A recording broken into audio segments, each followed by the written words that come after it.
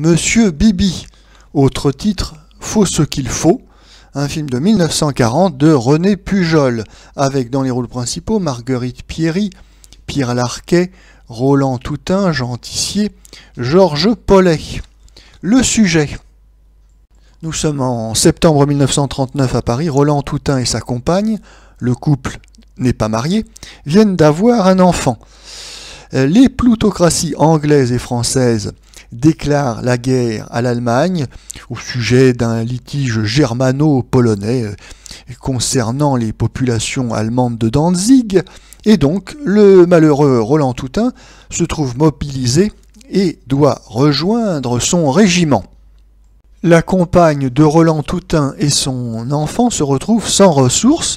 En effet, comme elle n'était pas mariée, elle ne peut percevoir l'allocation d'épouse de soldats mobilisés. Il va y avoir donc une combine, une arnaque d'échafaudés. Il s'agit d'un mariage blanc auquel a souscrit fort imprudemment Pierre Larquet, qui est le camarade de Roland Toutain.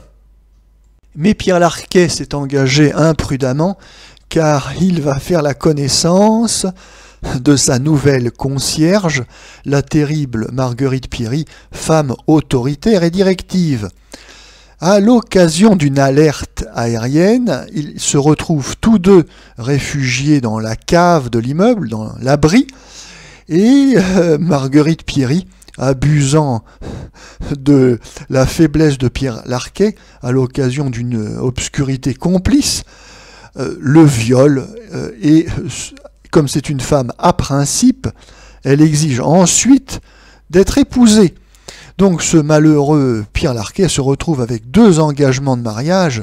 C'est vraiment beaucoup pour un pauvre célibataire peu dégourdi. Lorsque sur une affiche on voit un titre comme Monsieur Bibi, que l'on voit que la réalisation du film est de René Pujol, bon, on sait de quoi il retourne avant même d'avoir vu les premières images.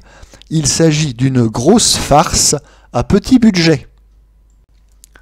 Dans la série des nanars, réalisée par René Pujol avec Pierre Larquet en premier rôle, Monsieur Bibi est certainement le meilleur ou le moins pire, je ne sais pas ce qu'il faut dire. En tout cas, ce film a un certain intérêt. En effet, rares sont les films de 1939 et de 1940 qui font une allusion directe à la guerre. Ici, donc, on a cette histoire, cette arnaque à la location des mobilisés, et puis on a aussi des petites scènes sur les alertes aériennes. Alors, au début, tous les locataires de l'immeuble se réfugient à la cave avec leur masque à gaz, et puis ils mangent du saucisson, etc. Enfin, donc ça c'est assez rigolo. Et puis, bon, les alertes se succédant, à la fin, il n'y a plus personne, enfin, sauf ce malheureux Pierre Larquet qui se fait violer dans l'obscurité par la très entreprenante Marguerite Piéry. Mais ce film, tourné en 1940, ne sortira pas en 1940. Il commencera sa carrière commerciale en février 1946. Bien sûr, l'intérêt principal de ce film tient à son humour de guerre. Oui, ça c'est nouveau. C'est un humour de drôle de guerre avec des allusions plus ou moins rigolotes à la vie quotidienne des Parisiens en 1940. Et puis, bien sûr, il y a les pitreries de Pierre Larquet, particulièrement bien inspirées dans ce film. Il faut dire que l'intrigue est plus rigolote que la série conventionnelle des 3 artilleurs.